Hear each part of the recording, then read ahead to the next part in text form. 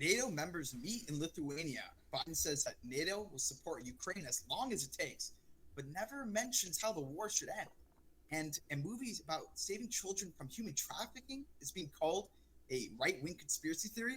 That much more on Tolerant. My name is Zachary Groper. And I'm Cooper Brown. If you like us, make sure to hit that subscribe button and make sure to give us a thumbs up. Now, put up that first story, please. So, in this first story, it says Zelensky slams NATO for admitting timeline for Ukraine to join. So, Zelensky, originally this was a tweet, and he showed his disdain towards Biden and many NATO members, saying that they will wait in order to give NATO membership to Ukraine, even though he wanted it now. Despite the fact that we're giving him billions of dollars in aid and he's still frustrated, it shows that he's not very loyal, is he? Not only is he, you could say he's upset about it, that if the United States was able or wanted to do something as ridiculous as letting letting Ukraine into NATO at this moment, it would immediately enact World War III, as America would now have to be in a full fight war against a nuclear powerhouse like Russia. So that's not a smart idea.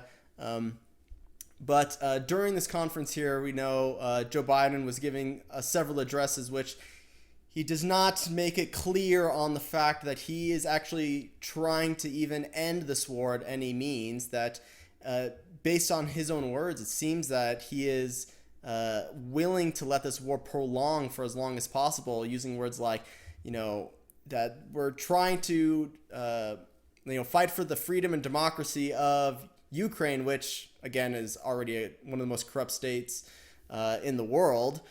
So they're not, considered a bastion of liberty by no means. And then also saying that we're going to prolong this war inevitably until Ukraine wins, which again is a term that is really harshly defined, because what does it mean for Ukraine to win? It's basically an impossible task if you think they're going to be able to take back the territory that they have lost so far from Russia. But this is Joe Biden saying that in that conference. We will not waver. We will not waver. I mean that. Our commitment to Ukraine will not weaken. We will stand for liberty and freedom today, tomorrow, and for as long as it takes.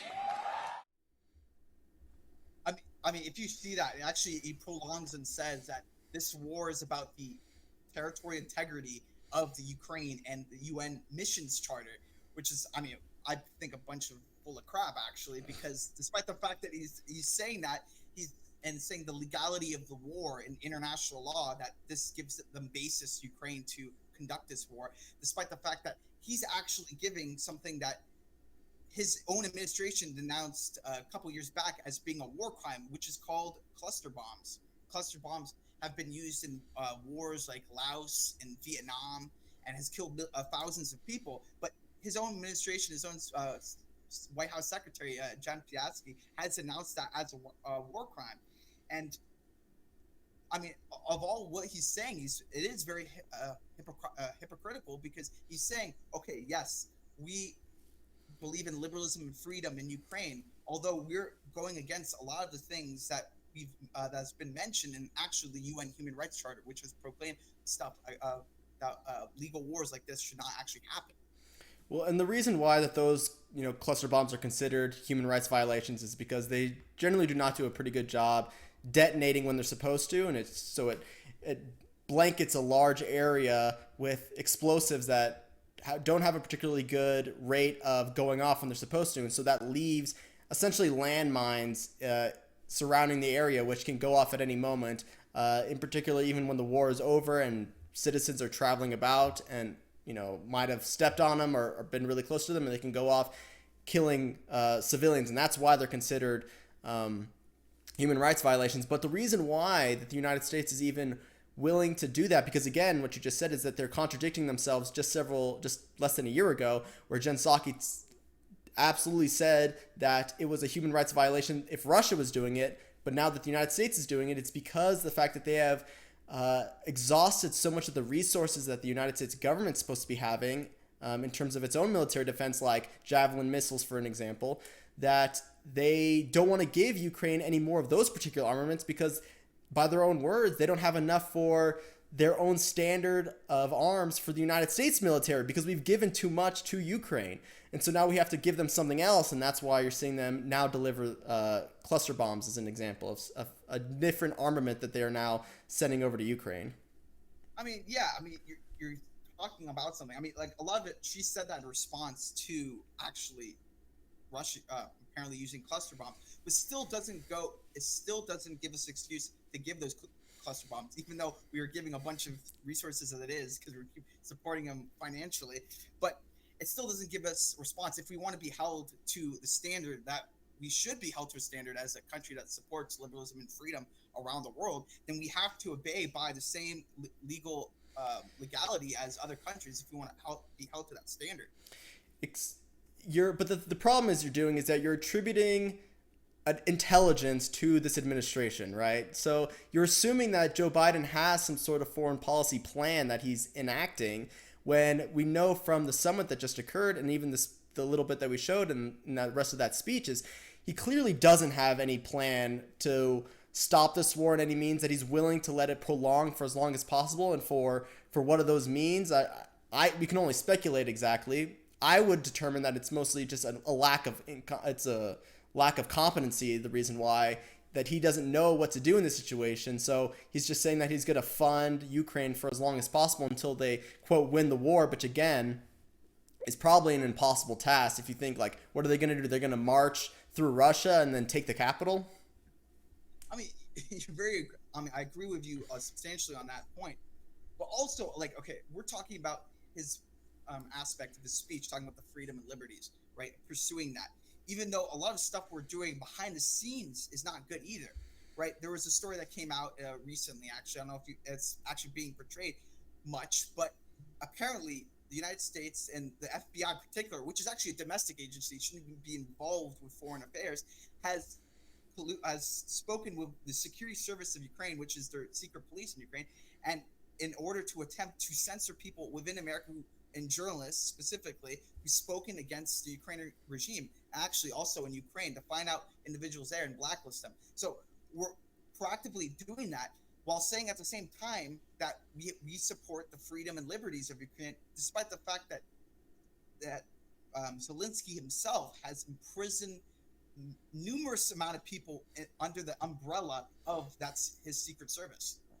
Right. So you can't label Ukraine as a bastion of freedom and liberty and democracy, because that's just not true. Because again, we even know that there's so many ties between Hunter Biden and the entire Biden family with Ukraine. And I don't know if you want to explain a little bit more about that, because I know some information that you're very interested has come out.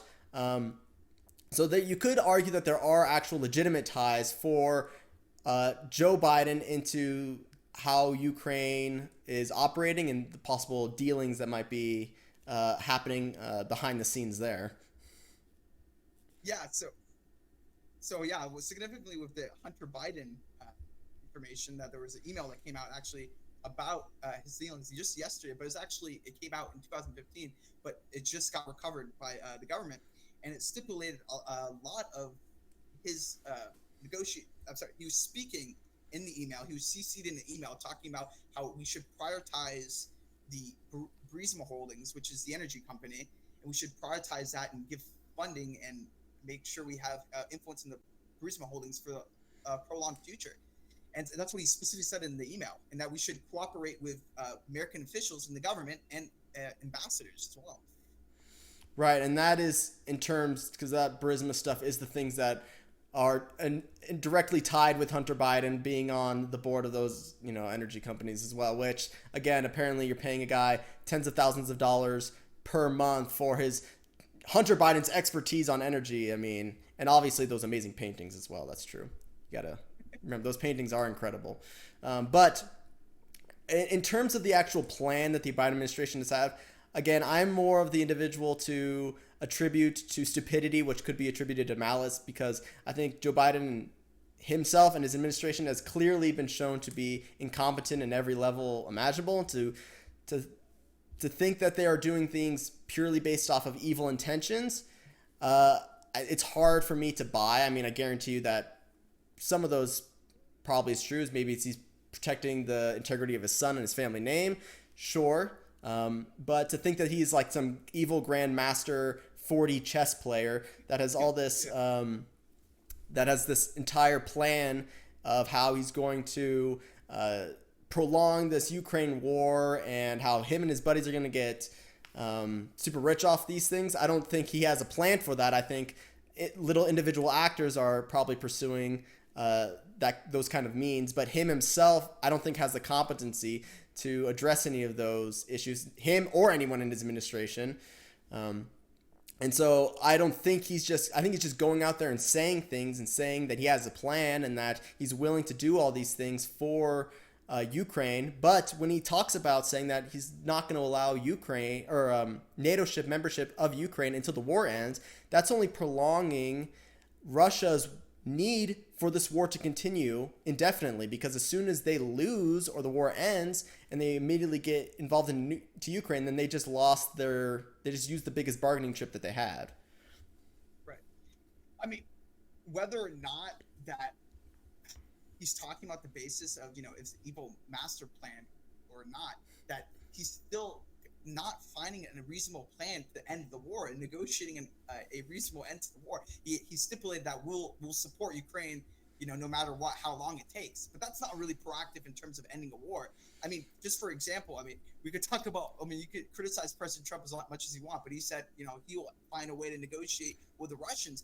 And same as Vivek Ramaswamy, a presidential candidate, so is RFK, talk about actually negotiating.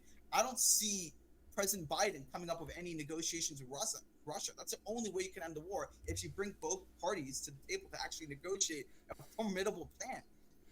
Yeah, Joe Biden is one of the only presidential candidates to actually not have a cohesive plan of how he would actually deal with the Russia-Ukraine conflict. Because, again, like you just said, even Vivek Ramaswamy has ideas, RFK Jr. does. But I think the only real solution here is that the United States has to play the bad guy in this situation. They have to go to each party and say, listen, we're stopping this here. Ukraine, we'll give you NATO membership, but we're cutting off your funding. Russia, they're allowed protections over, if you take one more step into Ukraine, then you're going to get in a full war with NATO, but you're going to get to keep the territory that you've already taken. I think a compromise like that is the only thing that you're actually going to get to see an actual cease of this conflict, because you have to have a deterrent for Russia to not do this in the past, because as we've known for the past, every other decade, actually every decade, basically, Russia has been invading a sovereign country to gain more territory, and you're going to have to create some sort of deterrence to stop that in the future. I think I'm on agreement with you in the fact that there has to be some resolution made and to actually ensure that Russia doesn't invade Ukraine. Although I don't know if it should be giving NATO membership, because of the fact that Russia actually a lot of times has sparked a lot since 1997 has sparked a lot of resentment against Russia in terms of them giving more membership to certain countries like Belarus, like Estonia, and I think now Sweden is about to become a NATO membership. But since those countries are bordering those places, Russia does see that as a threat to their own state. Although I firmly agree there has to be some way that that could deter Russia from invading Ukraine. There has to be some kind of strategy, some kind of plan that has to be made in order to say, hey, Russia, you can't invade this country. But there has to be also a compromise to Russia in the sense that, okay, we won't have soldiers around these countries, NATO soldiers around these countries that are almost occupying Russian land. There has to be some kind of a compromise. And I think it has to take the will of a new president, because I don't think Biden could do it. I think there needs to be some kind of strong president to actually make change in this play in Russia.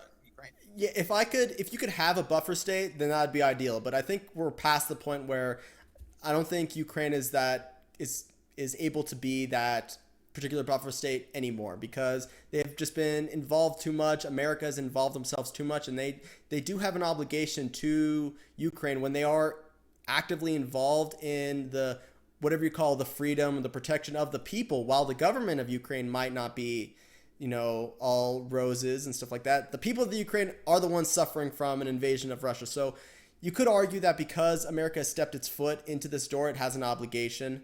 It's an obligation it's created itself, but it has its own obligation. that, you have to do something. You have to appease Zelensky in some way, because he is invested in the Ukraine to win the war mentality, even though, again, that's an impossible task, because even if you do up the armaments, you do up the pay that you are giving to Ukraine, that only adds to the level of tension and fear that Russia is going to use nuclear weapons in response. I completely agree with you. I think this is a good segue, man. This is a really interesting talk, but I think this is a good segue to our next article.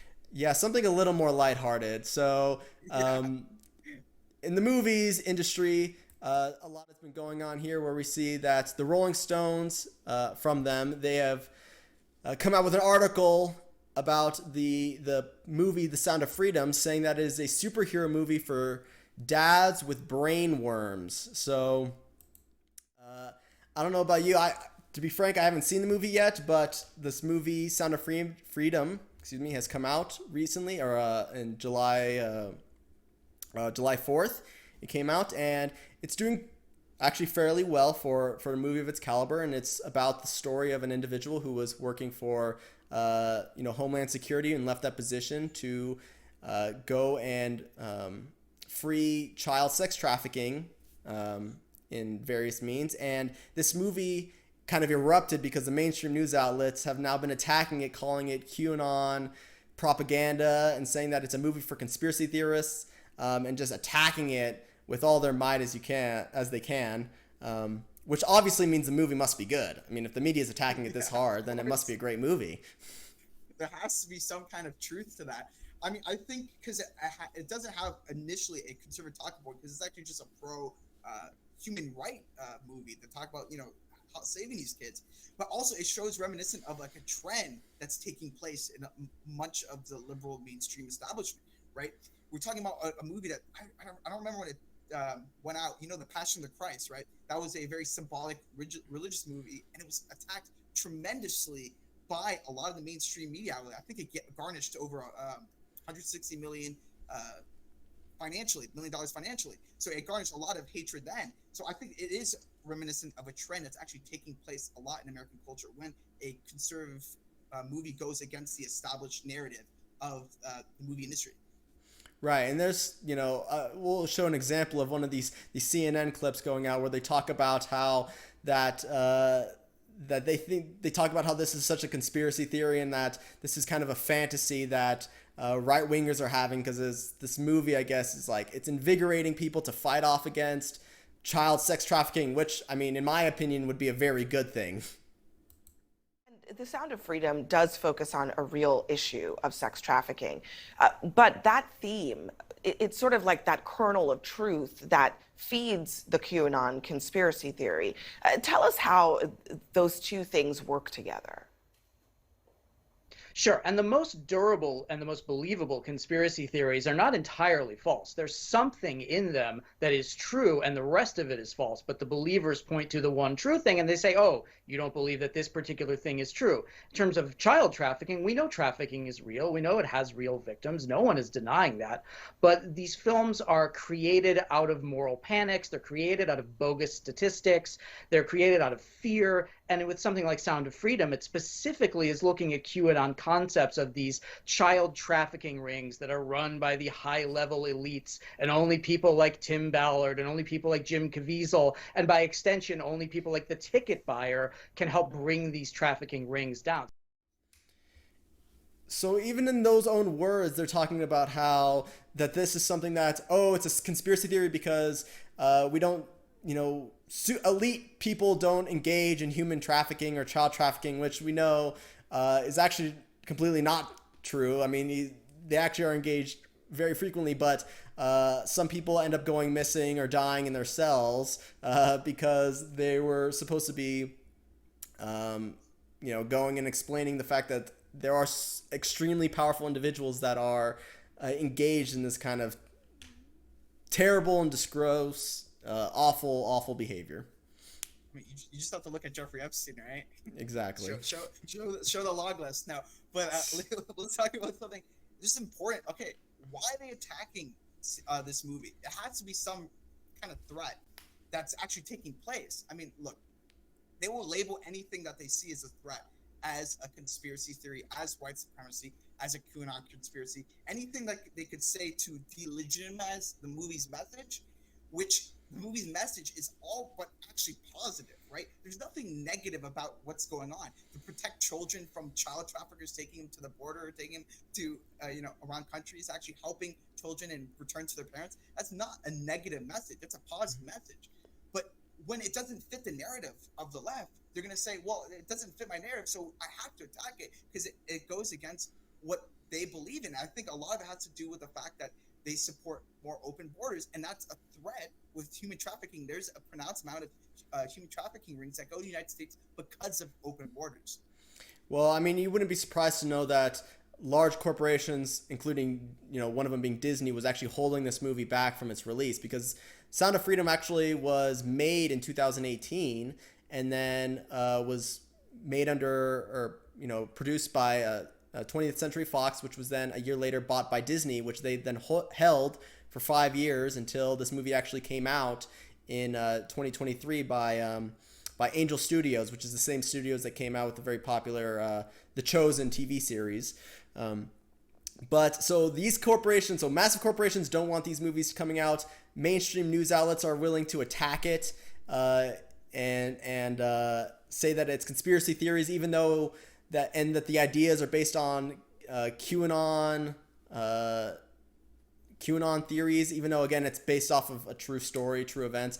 But we forget that this is the same mainstream news outlets, mainstream news, media that was defending movies like Cuties several years ago and saying that this was a very important message when it was actually, openly sexualizing children.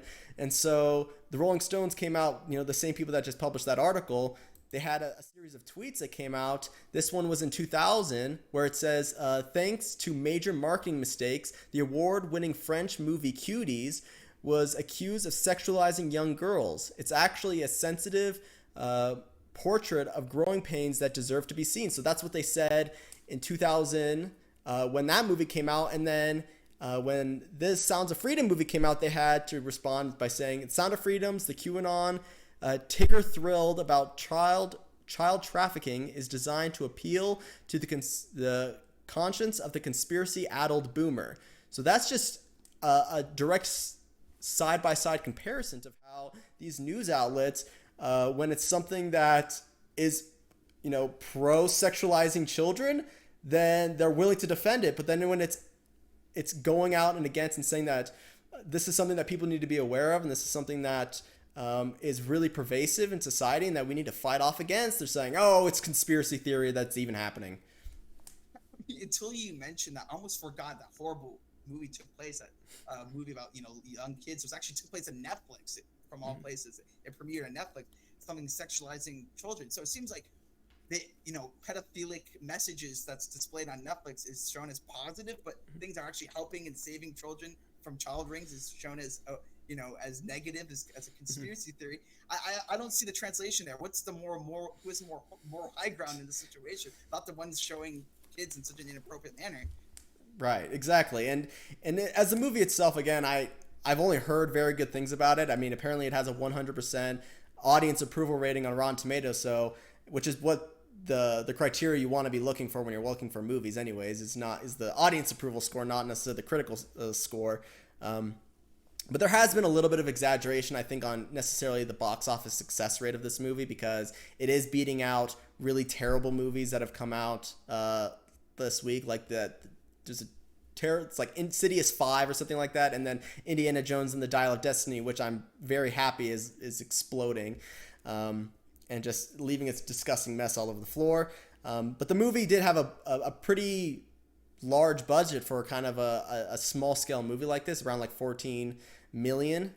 You have to double that if you are including the advertising budget. So in total, it's made about 20 million at this point, about after its first week of coming out, which is not bad. We should probably support this movie a bit more and actually go see it, because it does provide a really good message, and it should be a good kind of knife in the side towards Hollywood, showing that movies like this, that are movies based off of the quality and having a great message that resonates with Americans is more important than shoving your SJW ideology in our faces. Yeah, if we just look at Top Gun last year, it was one of the highest grossing movies of that year. And I think actually The Passion of the Christ was third in its year. So yeah, you see when you have a non-woke message that actually it does do very well in terms of production sales. But I think this is more reminiscent of the fact that there has to be, more movies produced that go against these narratives. I think there's not enough movies. That's why they're easily attacked. Because if there were more movies coming out with a more less woke perspective, then there would be nothing to attack conservatives on. Because since there's a singular case that there's one movie that conservatives, or not conservative, but had a message about non-woke ideology that comes out and it gets attacked, then yes, of course it's easier to attack that. But if you have multiple movies, it's not going to be as easy to attack. No, and that's definitely because Hollywood has a monopoly on the movie making industry, and conservatives we're not great at art. We're very blunt in our opinions, and so when we see something that might not be the most beautiful thing ever, or it's not a striking representation of what true art is, we say, oh, that's crap and it's garbage. And so we have a very different system of judging various forms of art. Before we leave, I do want to bring up one quick thing, kind of related to this topic, that I'm very glad again to see that Indiana Jones 5 movie is doing so terribly. There's actually a hilarious thing that I noticed, because you can tell when a movie's doing bad, right? Because they always do these awful tie-ins with a restaurant of some quality. Like a lot of those Star Wars movies, they were doing tie-in with Disney, or with Denny's, and this Indiana Jones 5 has been doing the same thing, but it's been the worst one I've ever seen possible, where they've been doing a tie-in with Applebee's, which no one has heard of no one's been to in the last 10 years. But they had one of the most embarrassing deals where if you spend $35 at Applebee's, you'd get a free ticket to see Indiana Jones, which is like, they must be hurting so bad to be giving away free tickets if you go to these crappy restaurants, but to give away their own tickets because they're losing so much money, which is partly why movies like The Sound of Freedom have been competing for the #1 box office, seat at the moment, is because Hollywood are doing these terrible reboots over and over and over again, and America doesn't want to see those anymore. So when you come up with a good movie that comes out that is captivating and has a serious message that resonates to Americans, it does fairly well. It's just funny. I just talked about the point that they're giving pretty much tickets away. Remember during the time of COVID and the vaccines that they were having congressmen and commercials, the most least appealing politicians talking about giving free fries away if you get vaccinated. Really fair trade right there. It's absolutely embarrassing, and I'm really glad to see Hollywood hurting a little bit. So, but that is all the time we have for today.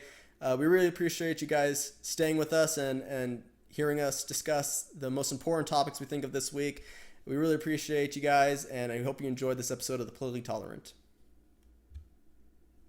We love you guys. We hope you sit in and stay tuned with us. We really love having you here. Discuss topics and related to conservative ideology, related to the world, making a betterment of the world. So make sure just to, if you find stuff we say interesting, just make sure to hit the comment section, ask us any questions you want, we'll answer them. So it was great talking to you too, Cooper. See you, brother.